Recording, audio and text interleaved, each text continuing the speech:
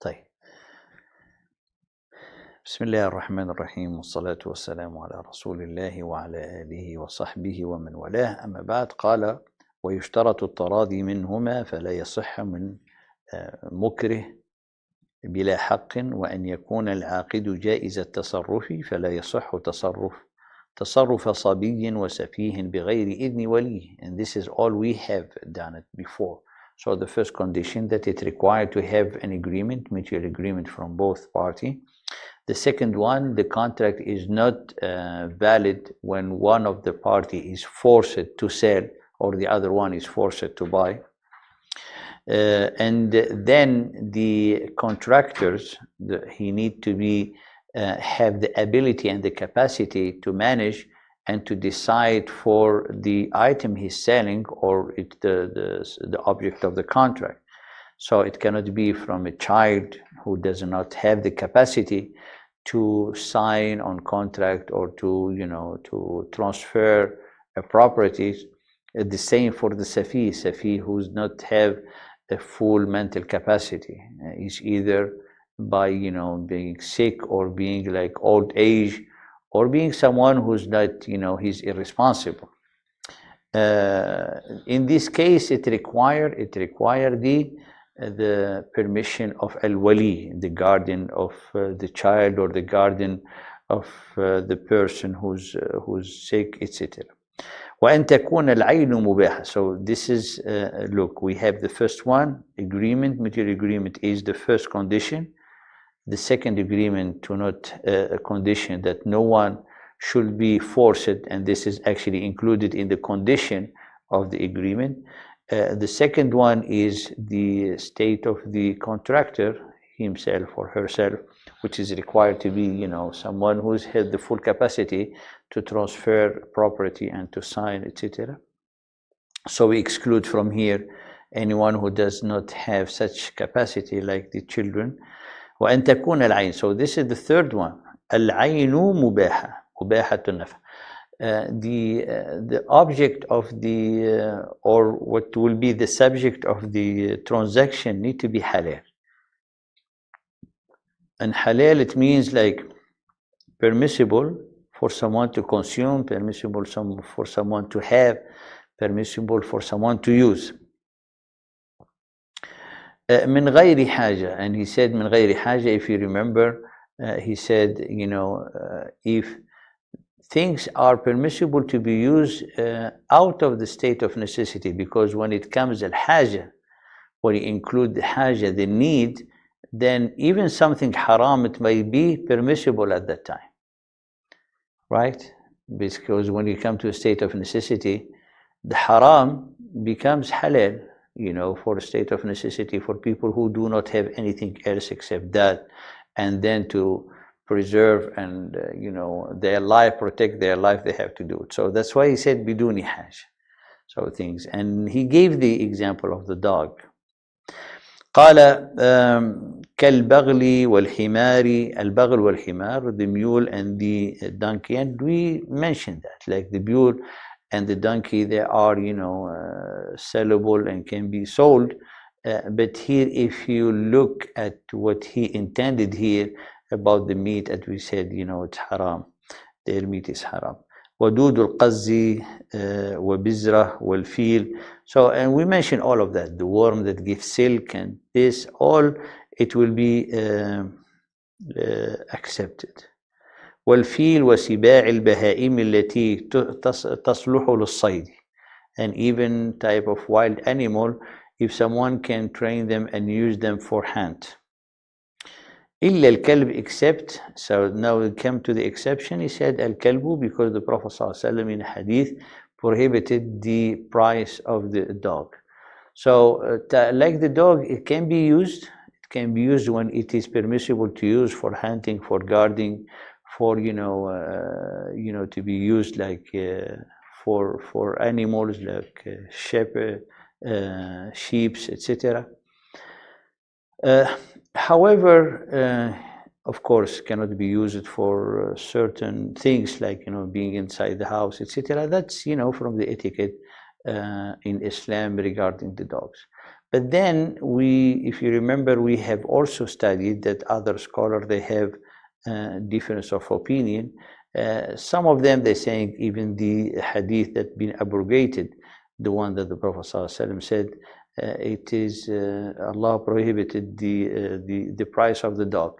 Then if someone has it and you're going to get it according to what will be instructed in the way of the Sunnah of the Prophet ﷺ, where to use it. Therefore, someone, if he had them for that special use, for example, someone trained dog for hand, say, you know, I spend my time and everything, so how can I not sell it?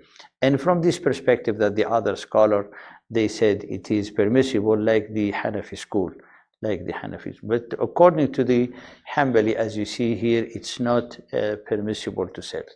To get benefit of its price. And this is, we have two masail. The first masail is to use it. The other masail is to sell it or to buy it, you know, so there's kind of a compensation involved in getting the dog. So these two masail, the first one, using it, yes, of course, it's permissible to use it, and actually is even in the Quran mentioned the use of it. But how to make it as a commodity to be sold, that's where the difference of opinion is. حشرات, the insect. والحشرات, so here, الحشرات, things that they don't have any use. They don't have any use. However, in the study said, if there's insect or worm that people they use, so people they take, like, you know, the time to get them from a special place, therefore they can sell it in this case. So when he mentioned al-hasharat, we are talking about insect. You cannot sell things or put something as you know, for transaction what it does not have any use. So it's like kind of you know, this is scamming people in a way. So you cannot have. But if there is the leech that they use to suck blood for some sick people, if someone will not find it and there is for sale, he will buy it. People, they take those insect or worm to use to fish. So those you know, can be because of the manfa'a. So here the illa, as you mentioned, the illa here al-manfa'atu. Al-illatu hiya al-manfa'a. What is al-manfa'a? Al-manfa'a is the use. The use, I mean, is permissible use of the object or the animal that they're going to do. If there is no use, therefore it's not valid to be an object of transaction or subject to transaction.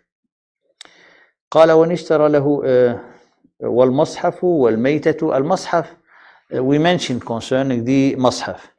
The مصحف, it can be also an object for sale or transaction, and especially this is before, especially for someone who does not have a مصحف to read, you cannot like obligate him to buy it. But it's kind of a precaution to put the مصحف here, as a precaution to put the مصحف.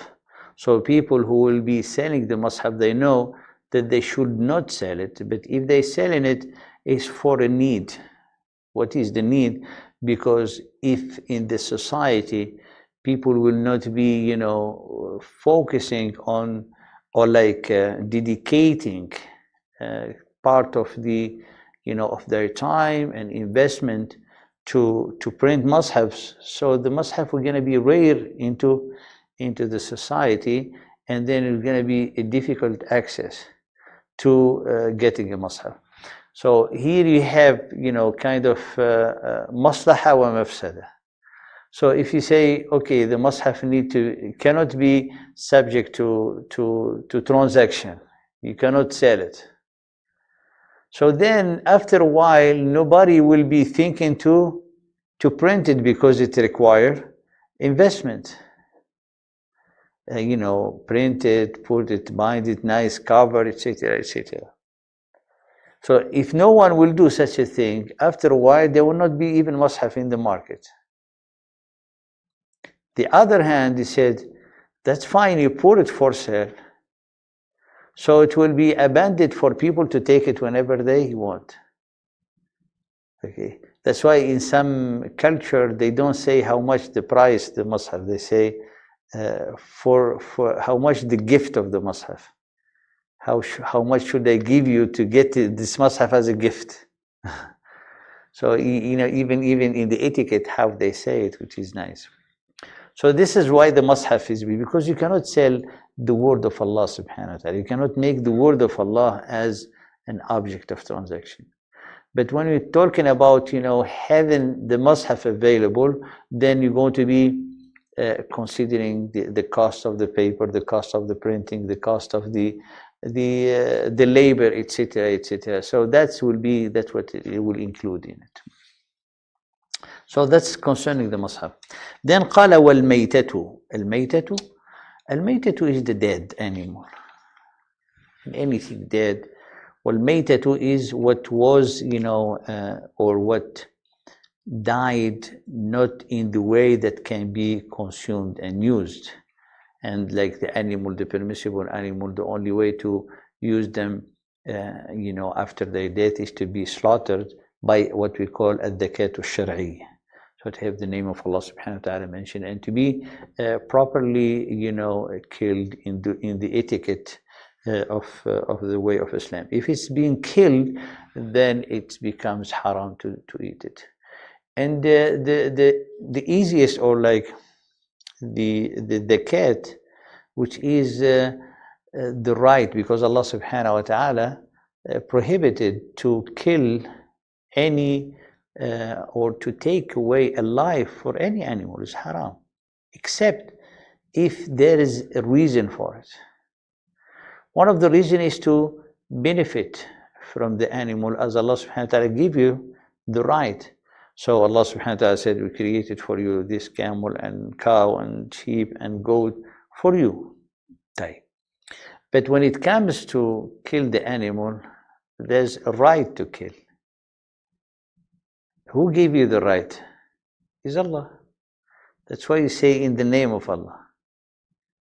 That's how you make it halal, because by the way that's being taught to you, and in the name of the one who offered you and created for you this.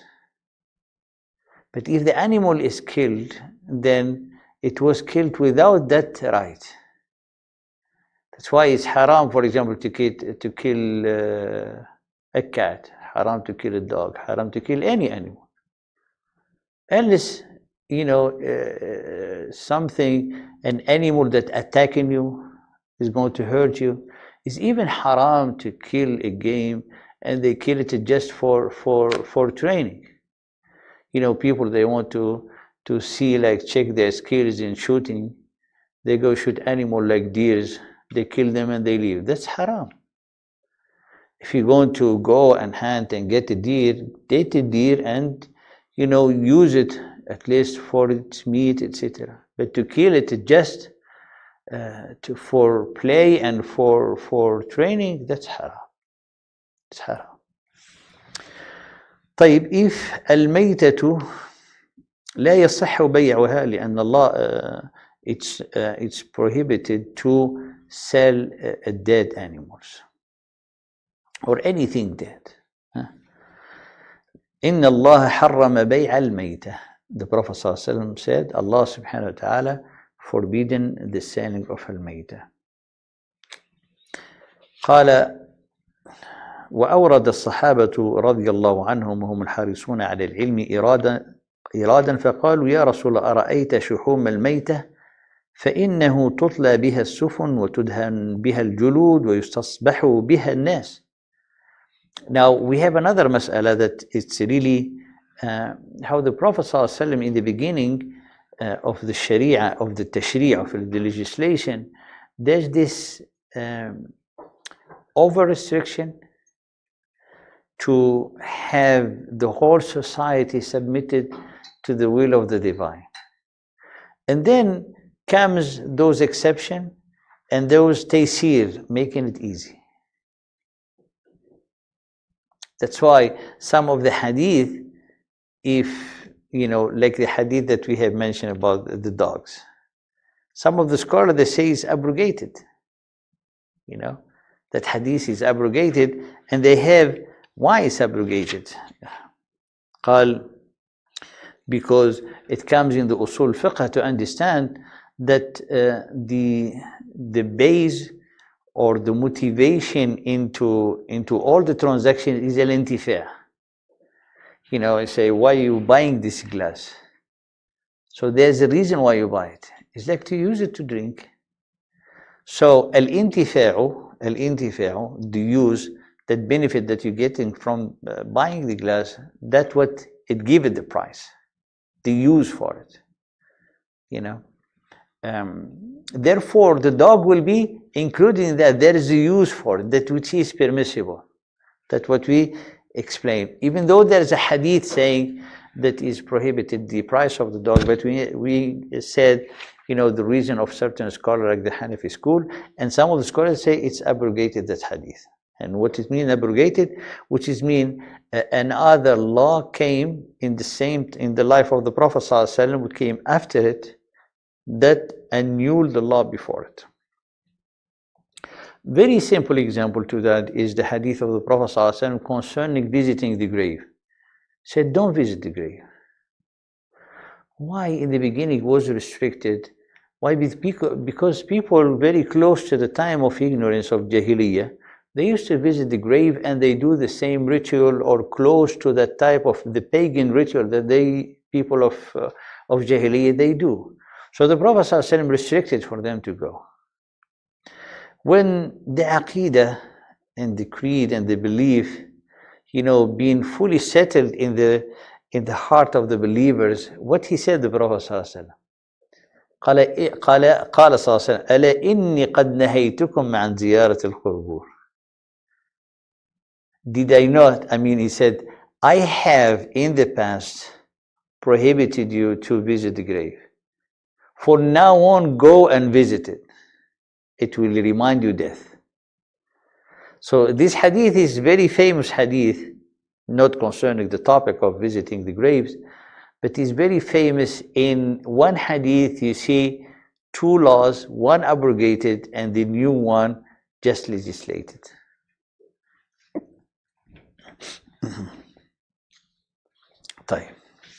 So the Mayta, the companion Ridwanullahi ta'ala alayhim said, do you see the fat that they extract from the from the corpse of the dead animals? They turn into like a grease that they put it, and they use it in many things. Becomes like a very thick kind of oil.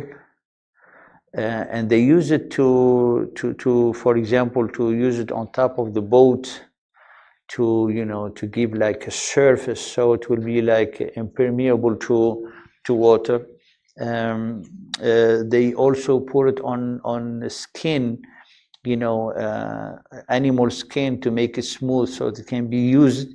So also they used to use it for lighting fires and make like out of it like a lantern, and so they can use it, masabih, lantern, they can use it at home for light. The Prophet ﷺ, when they told him that, قال لا هو حرام, no, it is haram. So, and this also some of the scholars said, so it was in the beginning, because when the Prophet ﷺ said al-mayta, so he said, what about what we take out of the mayta? So the Prophet ﷺ said haram. Why?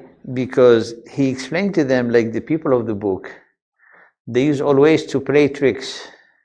When something Allah subhanahu wa ta'ala said this is haram, they try to go from another route, like making the rules to get from the back and use it to say, oh, you didn't use it as God prohibited, so it's halal.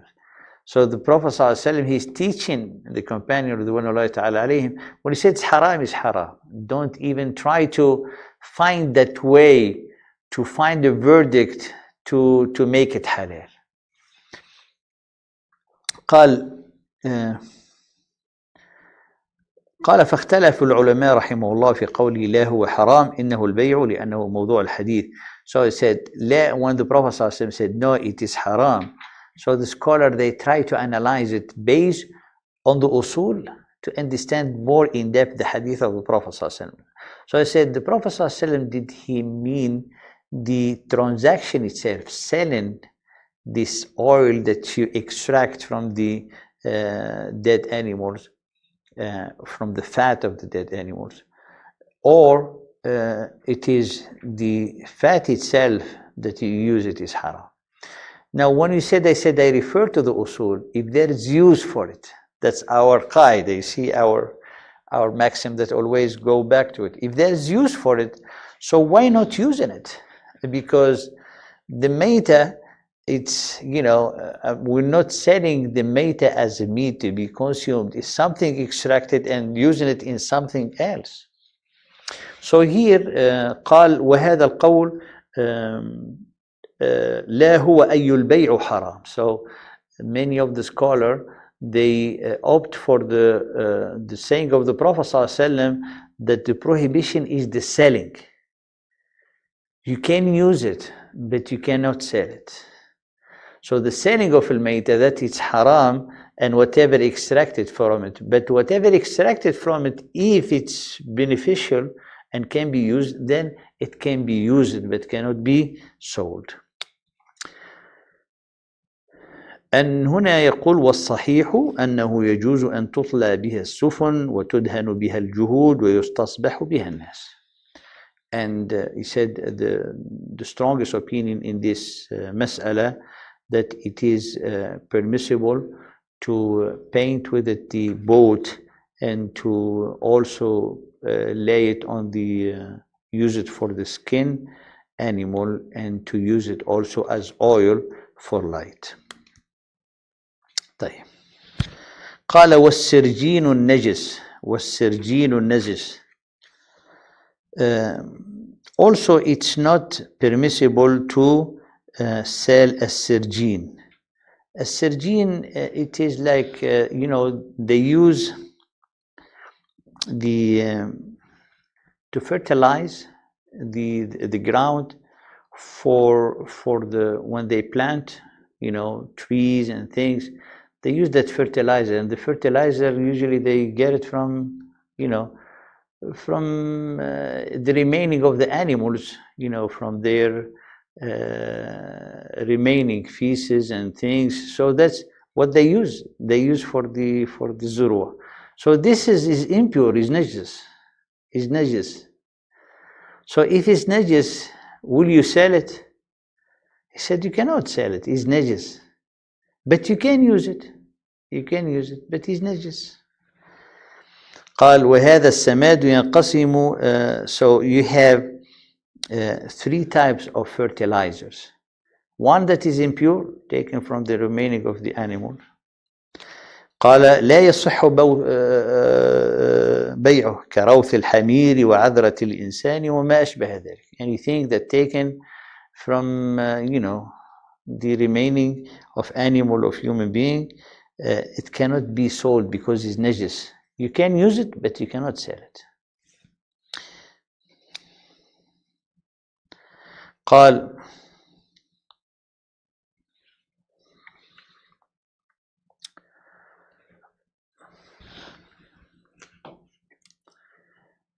the second one is الطاهر. There is some of them who are طاهر.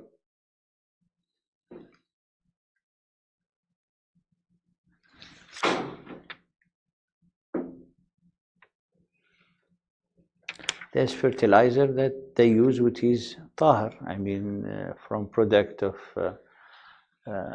which is not the origin of it impure, like what we have mentioned. And then al-mutanajjis, for example, tahar is like to bring good dirt. So you can put, fertilized dirt, and that's a pure. I mean, the dirt is a pure. But if the dirt gets some impurity in it, will you be able to sell it? That's what he said. Look what he said in the متن. قال والسرجين النجس والسرجين النجس والأدهان النجسة ولا المتنجسة. الأدهان kind of oil, النجسة the impure also, لا المتنجسة not those who been get impured, so they are pure. For example, you say some dust or like sand and get impure. Those impure because its origin is not impure, then there's a way to purify it, or can be purified by the sun, can be purified by naturally. So that's okay to sell it. That is okay to sell. That's what he mentioned here. It's the same for al-adhan al-mutanajjisa.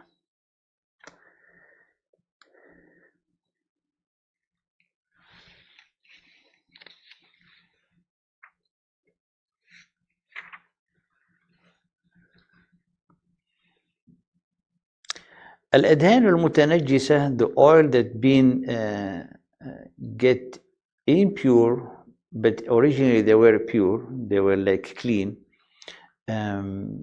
According to the madhab, it's not permissible to sell.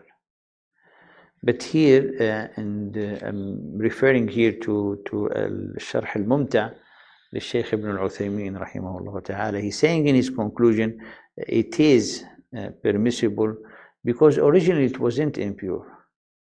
And there is a way how to filter it and get the impurity from it. So he's saying as a conclusion, if there is no way and stays impure, so therefore it goes back to the principle ruling that if it is impure and is meta, so this is all derived from the meta, then it's not possible to sell it. It's not permissible. But if it is pure and get impure, and then there's possible to filter it to get it back pure, then it is permissible. If not, stays non-permissible, as the author said. قالوا وقوله ويجوز الاستصباح بها في غير مسجد. And it is permissible to use it as oil with which you make fire, light, those lanterns that made out of oil. مصباح. الاستصباح. So الاستصباح, it's from الاستفعال, and how to use a material to turn it into مصباح, into lantern. قال, yes, you can do it, but you cannot use it in a masjid. Because if this oil is originally impure, you can use it, to have light. But in the masjid, that smoke that come out of it, that is najisa, and you don't want it to be around people who are praying, who are like, having that air, to be impure. So it's more like precaution. It's not haram. La yajuz is like a precaution. Keep it away from the masjid. So it's like more from glorifying the symbols, related to everything related to the way of Allah subhanahu wa ta'ala.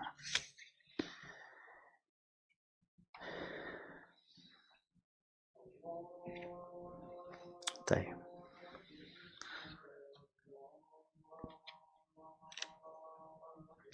Here, there's one good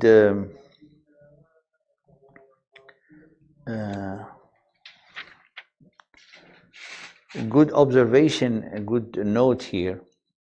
Based on this, you see, we have meta, whatever extracted from it, kind of a change. And by changing, it becomes like independent from, its origin substance. Then the hukum, the ruling, is not anymore the one related to the original substance. It changed based on the use or the new substance that we have. So if the meta totally changed to another body, transformed, by decaying, by decomposition, and being decomposed, for example, in salt, turn into salt, for example. Can we use it or still haram? Say, yeah, you can use it. Why? Because al-aynu taghayyarat. The substance itself changed. And this is, it has a lot of ahkam, especially in the time that we live in. There's things haram. If it change, like the example of the wine is haram, of course. When it changed into different substance, which is the vinegar, it is haram or halal? Huh? It's halal. Why? Because the vinegar extracted from the wine, it was not extracted, actually it changed into vinegar. The one who treated, if a Muslim would take it, say from the beginning, it's haram to have it in your hand, that wine, to use it, to change it vinegar. But if you enter to the store and someone will sell it to you, it's permissible because it's not wine anymore. It changed. Wine is why it's haram, because it is, intoxicate. Does the vinegar intoxicate? It does not. Then it's not wine anymore. So this is hadith. I'm talking about hadith of the Prophet ﷺ. Hadith. So anything that the substance, al-aynu itself, change, then the ruling is not anymore, the ruling to apply, not anymore the one related to its origin, how it was, but it needs to apply on its new constituent, the new form. That's the conclusion that he's mentioning here out of this mas'ala that we have mentioned. قال وهذا ينبني على أن النجاسة لا تطهر بالاستحالة. فأما على قول بأن النجاسة تطهر بالاستحالة فإنه يجوز وللعلماء في ذلك قولان. There's some scholars, they say it will not turn, and depends. But he's saying here, if it's totally changed, then it does.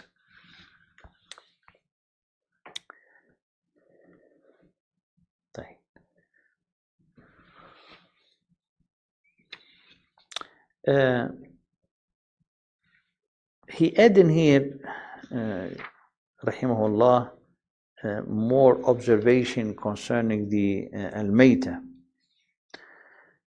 والسرجين النجس والأدهان النجسة لا المتنجسة ويجوز الاستصباح بها في غير مسجد. طيب, up to here we're talking about what is forbidden, the dead animal, anything that is dirty and clean and pure, the oil impure, but the oil or anything that at its origin was pure and then get impure. Therefore, we can use it as long that it can be purified. And for this type of oil, even it's impure, it is permissible to use it for light, but not in a masjid. He given us a good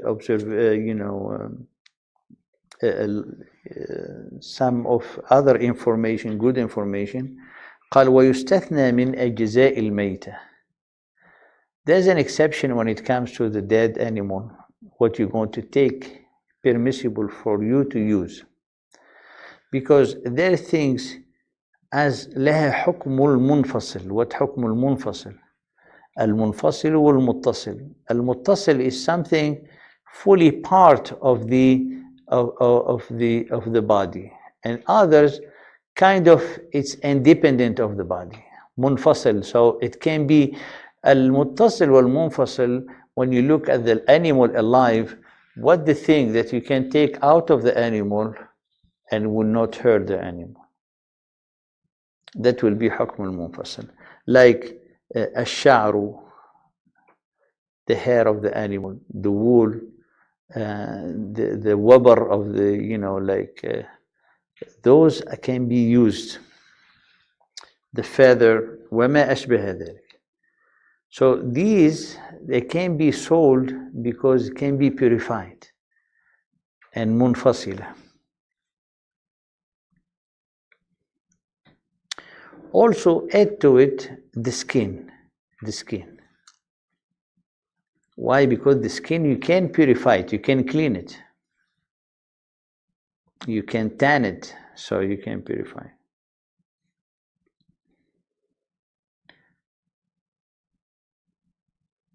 Then he's saying, وَأَنْ يَكُونَ مِنْ مَالِكٍ. So this is the fourth condition. The fourth condition in a valid and sound transaction. أَنْ يَكُونَ مِنْ مَالِكٍ.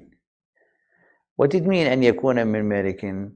This transaction need to be done by someone who owns the product, who owns the item.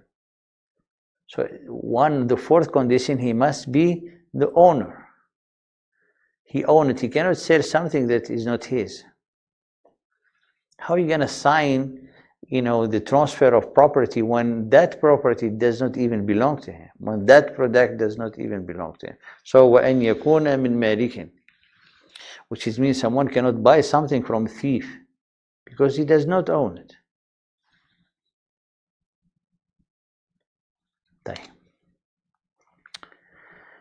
The Prophet ﷺ said to Hakim ibn Hizam, لا تبع ما ليس عندك. Don't sell what you don't have. So even when it comes for someone, he's certain, someone he's looking for, for devices, phones, things. And that person, he just heard in the morning, his friend, he said, oh, I have fuel for sale. He told him, oh, you're looking, I can get it for you. Just give me 1 day, I'll give it to you. How much? It's going to be a good deal, don't worry. Or maybe he gave him the price. So that sale, it's void, it's not valid. Why? Because he made the deal on a product he does not have, he does not own. Even in this condition, it does not work. Because this is always, there's that presumption that is going to have like cheating. It's going to have like kind of an unfairness, and what we call gharar. Gharar is like something, it's not hazard, it's not well done, is going to lead in the end at dispute, is going to lead to enmity, type of these things. And that's what, subhanallah, it is forbidden to do such a thing. So you see, Islam, as I said in the beginning, in all this relation, the Islamic, alhamdulillah, ruling, the caring about how to keep everything fair, just, and preserve that unity. You start, in a good term, you end in a good term. You start friends, you end friends, and all of that. So no cheating, no ghish, nothing. That's all haram, and that's void the contract. طيب. قوله أو من يقوم مقامه. Whoever who's it need to someone who is the owner, or the one kind of have the procuration to act on his behalf. Wakil, we call it wakil. Someone being procurated to act on his behalf. So this procuration need to be also valid and sound, which is mean like he has to have a proof that he's been given the authority to sell that item and have the authority to transfer the property. طيب, we'll stop here. We'll go pray Maghrib. Inshallah, it's already Maghrib. It's already night. Inshallah. And then we come back. So to finish our classes, and long night, mashallah, because we pray at 7, so we still have a good time, inshallah. So we'll take the break. It will be good to take it at 7 as we usually do. So Isha, and then after that, Allah yahfaz. So after the Salah, we'll come back here, inshallah.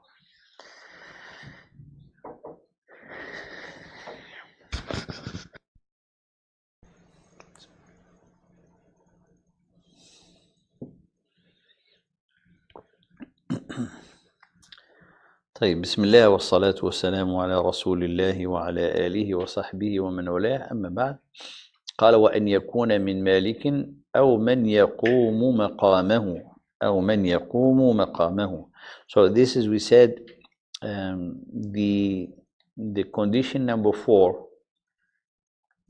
that the one who's leading the transaction need to be the owner of the product that he's selling. Or he can be the wakil, the one being given the procuration to do the transaction. قال example al-wasi, the one who is being given the authority to manage and to fulfill and to lead the whole transaction. They call someone who's managing, for example, an endowment, they call it a nadiru. So those people who like being given the authority to fulfill the transaction. When it comes to people who do not have the full capacity to manage, therefore they call them al-wali, the guardian, al-wali. طيب.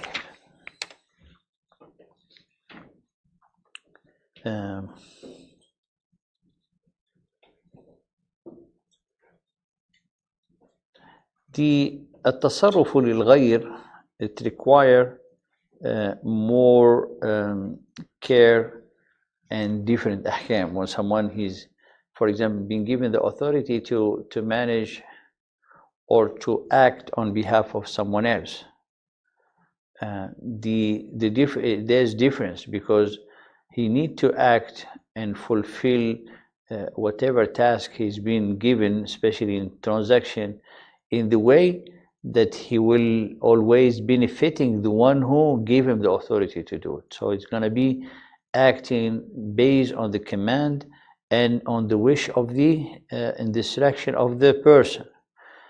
Look, he given example here in al-ibadat. If someone, for example, he's leading people to the prayer, as in the Prophet ﷺ give the difference, someone you praying for yourself or you praying for leading people. قال إذا صليت بالناس صلى بالناس فليخفف, in the hadith. قال إذا صلى أحدكم بالناس فليخفف. If someone is leading people, he need to make it light. وإذا صلى لنفسه فليطول ما شاء. But if he's praying for himself, he can make it as long as he wish. Therefore, when someone is managing or has the given kind of a permission, authority to lead or to be acting, in the responsibility of someone or fulfilling a responsibility or a task for someone else, he need to be regarding the interest of the person who gave him the authority. طيب. Then قال in this specific condition, قال فإن باع ملك غيره أو اشترى بعين ماله شيئا بلا إذنه لم يصح. قال هنا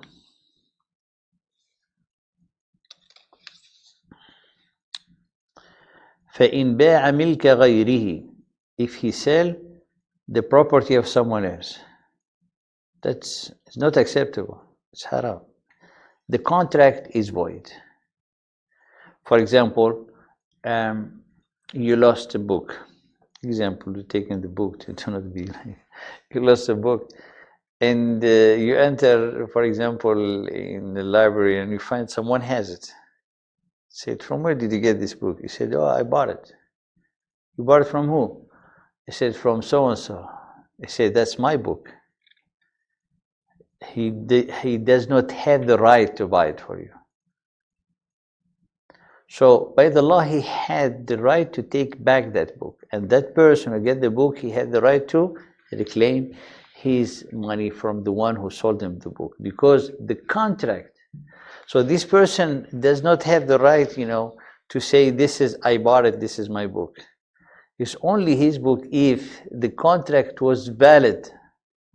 the transaction was valid. But when the transaction is not valid based on a transaction which is wrong, what is the what voided the contract here is the person, he didn't have the right to sell that book because it's not his property. واضح. فهنا قال فإن باع ملك غيره. So this is on the side. Now أو اشترى بعين ماله شيئا بلا إذنه لم يصح. Or someone, for example, give you money and you bought for him something without his permission. That contract also is void. That contract is void. لا يصح. Because you cannot obligate someone, for example, he give you money just to keep or to go to a place, you know, to take it to someone, and you find something that you know that your friend is looking for it. If you say, you know, I'll buy this, you know, to the seller from you. He said, okay. He gave him the money. In this case, he didn't buy it for his friend. And then he comes to his friend, he said, you know, I get you a great deal. I bought this for you. So, Jazakallah khair, thank you. I've been looking for it. So he'll give him that item. So it becomes a second contract. But if he say to the seller, say, I'm buying this for my friend, give me a good deal, for example. So here, عين, he specified. So this one, this contract is not valid. Why? He didn't get the permission from the friend to tell him that I'm gonna buy. Can I buy for you? So if he see the deal, he called, he said, I find the deal for the thing. Should I buy it for you? He said, yes.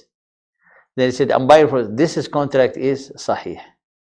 But buying it without telling him, and then he say, he gonna go back, he said, I bought for you this. So the person say, who told you to buy it for me? I could have bought it myself. So the seller has to make sure in that situation when somebody tells him that he has to look into No, the seller, for him, he bought, he did it, you know, he sold on the authority of the other person. So he's not gonna tell me, show me that you have the permission. So here the buyer, he's the one who has to buy it.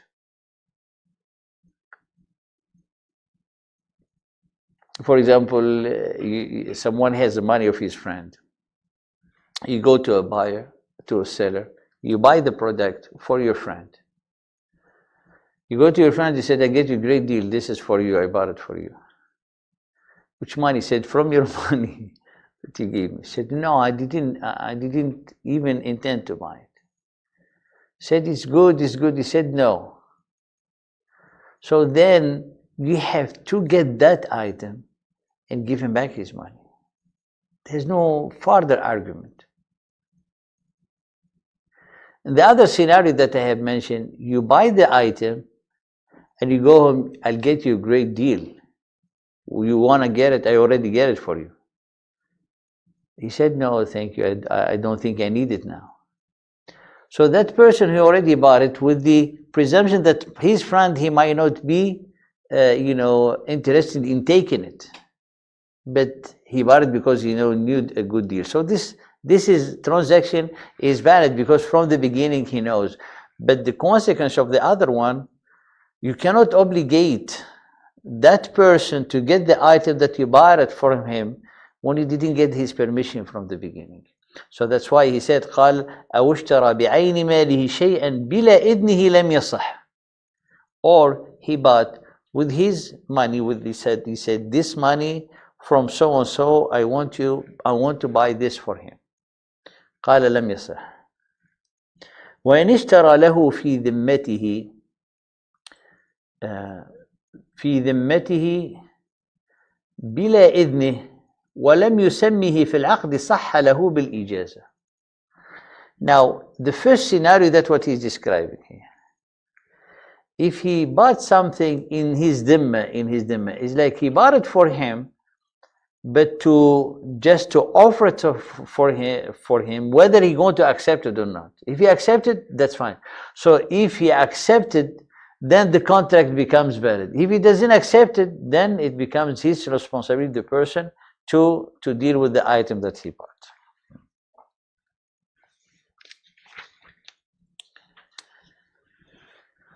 قال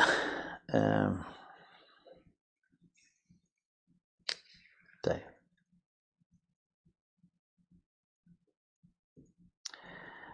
وظاهر كأنه لا يصح وإن أجازه الملك. طيب, here قال له بالإجازة which is the permission, but as long as you buy the thing without knowing, without in your mind that you're not going to obligate your friend to buy it. You know, you bought it on your ijtihad, you make the effort. However, there's a condition that you know, circumstances when you know your friend. And it might be a deal that he will never say no. And you know the friend. So if you do such a deal, transaction, the contract is right and sound, even though you didn't take his permission. The case of hadith of the Prophet sallallahu alaihi wasallam. وكل عروة ابن الجعد أن يشتري له أضحية وأعطاه دينارا. He gave the authority to Ja'd, to Urwa ibn Ja'd, to buy for him أضحية. Udhiyah is like, Udhiyah is either a sheep or, so he will offer it for sacrifice for the Eid al-Adha. How much he gave him? He gave him 1 dinar. Dinar is like, amount of gold. So Urwa, he's good in business. قال فاشترى أضحيتين بدينار. He bought 2 with 1 dinar. ثم باع إحداهما بدينار, and he sold one of them with 1 dinar. وكل وكل بأن يشتري, so he's been given dinar to buy an udhiyah. He went back to the Prophet ﷺ with 1 udhiyah and 1 dinar. قال فرجع إلى بدينار وشيت فقال اللهم بارك له في بيعه. The Prophet said, may Allah subhanahu wa ta'ala shower with your blessing every transaction he does.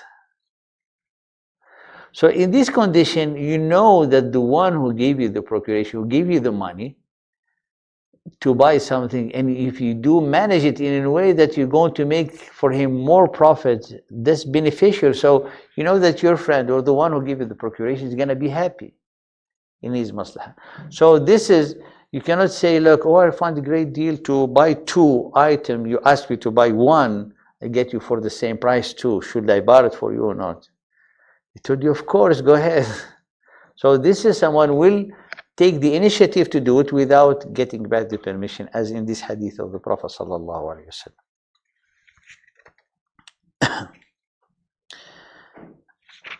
طيب.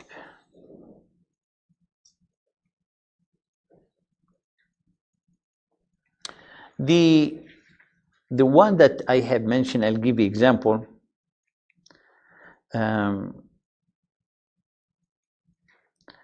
قال, example, someone, he's given an example close to the example I gave. So he's saying, if someone, for example, you know that your friend want to buy a watch. قال فوقفت على صاحب الساعات واشتريت لفلان في ذمتي وهو لم يوكل. So you stopped by the, you stopped by a watchmaker or like a watch store, and you like something and you bought it onto your dhimma, on your responsibility. He didn't give you the permission, but you know that he like it. You know your friend. قال ولم يأذن لي ولم أقل له اشتريت لفلان. And the one that you buying it for, he didn't give you the permission, and the one you are buying it from, the seller, you didn't tell him to whom. You buying it, that's it. قال ثم قلت للرجل الذي اشتريت له إني اشتريت لك ساعة. And then you come back to your friend, he said, you know, I bought for you this watch. قال فإن أجاز. Say, oh, this is great, جزاكم الله خير. Then the watch become his property. So he has to pay money. قال وإن لم يجز. He said, oh no, thank you, I don't need it. Then the property stays with the buyer. Becomes the buyer's property. That's the dilemma. That's what he said in the end. The one قال here قال وإن اشترى له في ذمته بلا إذنه ولم يسمه في العقد صح له بالإجازة. ولزم المشتري بعدمها ملكا. And it obligate the buyer if the one he bought it for will decline to get it, then it becomes by obligation he has to keep it. He cannot take it back to the seller. That's it. The deal is done. So the last transaction, I want to understand it. You said the buyer now it's his money, but he's buying it for his friend. Is that the case? So he goes and it might be either cases. Okay. It might be the money of the friend. It might be the money of the friend. But in the contract, when they do the transaction, he didn't say, I'm buying it for my friend. Because if you say, I'm buying it from my friend without a permission, that contract is not valid. But he said, I'm buying this watch. And he used the money of his friend. And then he goes to his friend, he said, I get you this watch. So no, I don't need it. I have already watch. I want my money. So by obligation, he has to own the watch. He has to buy the watch, the one. He has to keep it. Which is mean, in this type of transaction, if someone gonna get a watch for his friend and thinking that his friend might decline, he has to put an option in his mind that also he like it to keep it. He like it enough to keep it. Or that he can sell it. طيب. We'll stop here for the fiqh.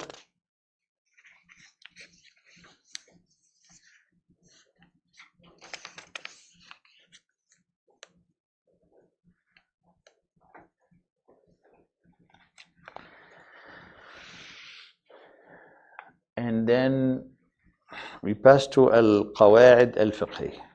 منظومة القواعد الفقهية.